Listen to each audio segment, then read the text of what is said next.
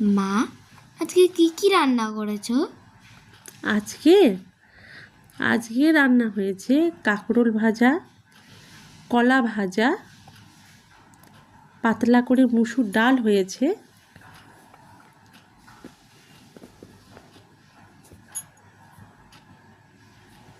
আর সাদা ভাত হয়েছে। তার সঙ্গে হয়েছে, এটা হলো কচু গাছ, কচু শাক যেটা বলে, কচু শাক ঘন্ট হয়েছে ইলিশ মাছের মাথা দিয়ে, কলা ভাজা, কাঁকরোল ভাজা, আর এটা হলো মোচার ঘন্ট, আর পাতলা মুসুর ডাল, আর এটা হলো মৌরলা মাছ আলু দিয়ে ঝোল হয়েছে।